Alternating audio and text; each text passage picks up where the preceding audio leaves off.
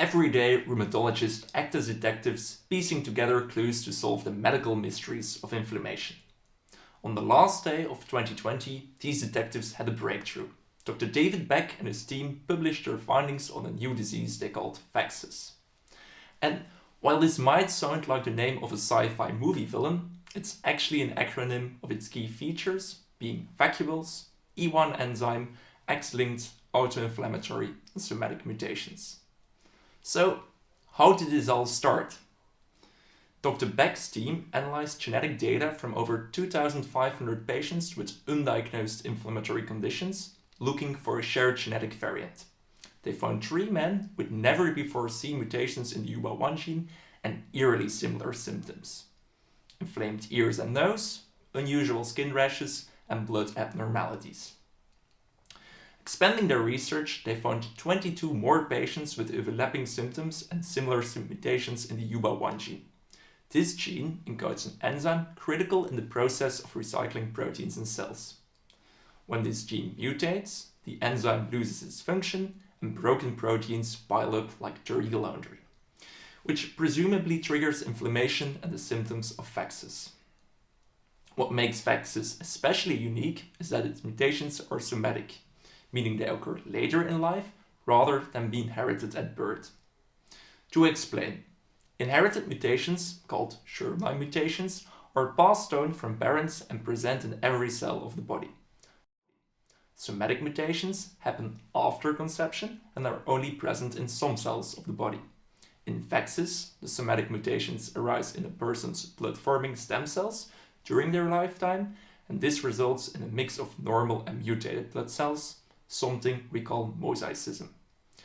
While somatic mutations are typically linked to cancer, VAXes proves they can also cause life-threatening inflammation. VAXes primarily affects men over 50. Why? First, somatic mutations take years to happen. Second, VAXes is X-linked. Men having only one X chromosome cannot compensate for a faulty UBA1 gene. In rare cases, however, women with an uneven X chromosome inactivation have also been diagnosed with VAXes. Diagnosing VAXes is tricky, since its symptoms love playing dress up as other diseases. But the key signs include recurrent fevers, skin rashes, inflammation of cartilage in the ears and nose, lung abnormalities, blood vessel inflammation, and blood abnormalities.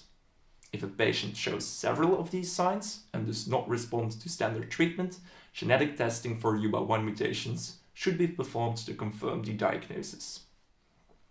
Recent studies reveal that VAXes is more common than we initially thought, affecting up to 1 in 4,000 men over 50. This makes it less rare than many conditions we consider in routine practice. VAXes is often severe and potentially life-threatening, and treatment options are still limited. High-dose steroids can help, but are like the frenemies of medicine, great short-term, but terrible for the long haul. Other biological therapies are under evaluation, but no single therapy has consistently cracked the code yet. Bone marrow transplant might be a cure, as it swaps out the bad blood cells, but it's risky and not for everyone. So, the hunt for the ideal long-term treatment to control or even cure VAXes is still very much ongoing. The discovery of VAXes syndrome is a major breakthrough showing the power of genetic research to unlock the mysteries of inflammatory diseases. It brings hope to patients who have waited years for answers and reminds the dedicated detectives of rheumatology that persistence and science can solve even the most elusive cases.